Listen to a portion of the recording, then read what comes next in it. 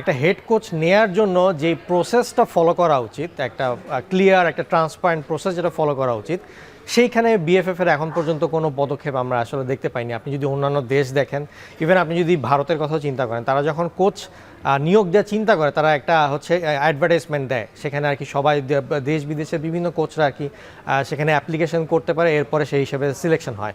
কারণ একটা coach selection করা কিন্তু এত সহজ বিষয় না বাংলাদেশের ক্ষেত্রে। তার কারণ হচ্ছে যেখানে আপনার স্কোয়াডটা এখন যেই লেভেলে আছে সেই লেভেলে আপনার একটা হাই লেভেলের একটা কোচ লাগবে, আবার অত হাই লেভেলের কোচকে আপনি বেতন দিয়ে রাখতে পারবেন কিনা এটা আসলে আপনার চিন্তা করতে হবে। সো সেই হিসাবে বাংলাদেশে এরকম একটা হেড কোচ কোয়ালিফাইড এবং অ্যাট দ্য সেম টাইম বাজেটে ফিট করে এরকম একটা কোচকে পাওয়াটার যে উইন্ডোটা আসলে খুব কম, খুব কম সংখ্যক কোচই এরকম থাকবে। তো সেই হিসাবে এটাকে খোঁজার জন্য বেশ কয়েকদিন ধরে আর কি একটা প্রিপারেশন নিতে হবে। আসলে কোচ নিয়ে অনেকটা মিডিয়াকে কি বলা হবে সেইটার উপরে বেস করা হলে, এখন আপনি ধরেন যে জুনে হয়তো হচ্ছে সাফের খেলা আছে, আর এর আগের বার হয়তো 2023 সালে হচ্ছে কাবরেরা সাফে আর কি পারফরমেন্সটা ভালো ছিল। তো সেই ক্ষেত্রে হয়তো বিএফএফ এসে বলতেও পারে যে গতবার সাফে যেহেতু ভালো হয়েছিল সেহেতু এইবারও সাফ পর্যন্ত হয়তো তার চুক্তির মেয়াদ বৃদ্ধি করতে পারে। তো এটা এক ধরনের একটা হাইপোথিসিস যেটা আর কি আমি চিন্তা করছি যে হয়তো বিশ্লেষণ অনুযায়ী যে এটা একটা কারণ হতে পারে, যার কারণে এখন বিএফএফকে পর্যন্ত কোনো প্রকার ইনিশিয়েটিভ নিতে দেখা যাচ্ছে না আর কি কাবরেরার ব্যাপারে। বাট আমার মতে এখন আমাদের স্কোয়াডের যে ডেপথ, যে এরকম কোয়ালিটি, এটাকে টপ লেভেলে নিতে গেলে আমাদের অবশ্যই একটা নতুন কোচ লাগবে যে কিনা তার এক্সপিরিয়েন্স এবং মোটিভেশন দিয়ে টিমটাকে অন্য জায়গায় নিয়ে যাবে। সেই জায়গায় বাফুফের আসলে অন্যান্য দেশের তুলনায় তাদের এই জায়গাটা আরেকটু বেশি নজরদারি বা আরেকটু বেশি পেশাদারিত্ব জায়গা সুযোগ আছে কিনা?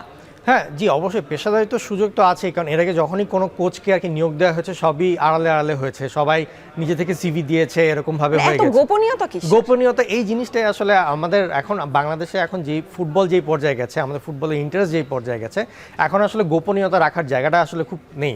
আগেকার দিনে যখন হয়তো ইন্টারনেট ছিল না, কমিউনিকেশনে এত ওয়ে ছিল না, তখন আপনি অনেক কিছু গোপন রাখতে পারতেন, কিন্তু এখন কিন্তু দেখা যায় যে খবর আসার আগেই বাইরে কিন্তু খবর ছড়িয়ে পড়ে। তো সেই ক্ষেত্রে আমাদের এখানে আসলে গোপনীয়তার কিছু নাই। এখানে আসলে যেহেতু আপনি মেধার ভিত্তিতে বা একটা ভালো একটা কোচ যার এক্সপিরিয়েন্সের ভিত্তিতে তাকে যে নিয়োগ দিবেন, এইটা একটা ট্রান্সপারেন্ট প্রসেস হতে পারে এবং সেই প্রসেসের থ্রুতে আপনি নিতে পারেন।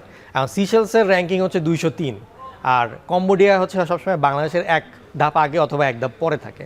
তো এছাড়া আপনি যদি দেখেন যে মালদ্বীপ আর ভুটান, এইগুলা কিন্তু সবসময় আমরা মোটামুটি জিতে থাকি। হ্যাঁ, ইন্ডিয়ার ক্ষেত্রে আপনি বলতে পারেন একটা ঐতিহাসিক জয়, বাট আপনাকে এই জিনিসটা খেয়াল রাখতে হবে যে ইন্ডিয়া যখন এসেছিল আমাদের এখানে নভেম্বরে, তখন কিন্তু ইন্ডিয়ারই মেইন যে 7টা প্লেয়ার তারা কিন্তু ক্লাব থেকে ছাড়পত্র পায়নি, যার কারণে কিন্তু সেই রকমভাবে ফুল স্কোয়াড কিন্তু সেভাবে ইন্ডিয়া আসেনি। তো সেইভাবে আমরা যদি দেখি তার যে জয়ের যে ধারাগুলো, সেই জয়ের ধারাগুলো যে খুব যে আমরা প্রোগ্রেস করছে অ্যাজ এ টিম, 2022 সাল থেকে যে 2026 সালে 4 বছরে ন্যাশনাল টিম যে প্রোগ্রেস করেছে, এইটার কিন্তু আমরা কোনো ওইরকমভাবে কোনো কিছু দেখতে পাচ্ছি না। আপনি হয়তো একটাই রেফারেন্স টানতে পারেন কাবরেরার ক্ষেত্রে, সেটা হচ্ছে যে আপনার সাফে সে তার দলকে সেমিফাইনালে তুলেছিল, সেটাও সেমিফাইনালে তুলেছিল কারণ জাস্ট ভুটান আর মালদ্বীপকে হারায় সে সেমিফাইনালে চলে গিয়েছিল, পরে কিন্তু কুয়েতের কাছে হেরে গিয়েছে। তো সেই হিসাবে কাবরেরার যদি আপনি স্ট্যাটিস্টিক্যাল জিনিসটা আনতে চান, তাহলে সেক্ষেত্রে আমি তাকে কোনোভাবে একটা সফল কোচ হিসাবে দাবি করব না। এখন এখানে যেটা হতে পারে যে হ্যাঁ, এখন বাজেট হয়তো একটা ইস্যু হয়ে থাকতে পারে, যে যার কারণে তারা কখনো এই সময় নিতে পারেনি, প্লাস কমিটিও এই সময়ের মধ্যে দিয়ে কমিটি একটা চেঞ্জ হয়েছে, সো এই জন্য তাকে রাখা হবে কি হবে না এটা একটা দোটানার ব্যাপার ছিল।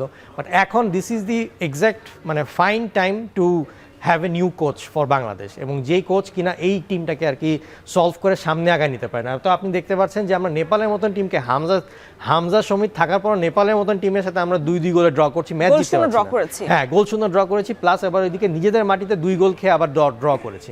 তো এইরকম লেভেলের প্লেয়ারদেরকে নিয়েও যদি আমরা ম্যাচ জিততে না পারি, তাহলে সেই ক্ষেত্রে পুরো ব্যাপারটাই কিন্তু হেড কোচের ট্যাকটিক্যাল অ্যানালাইসিস এবং তার understanding of the squad, management of the dressing room, এইসব জিনিসগুলো চলে আসে।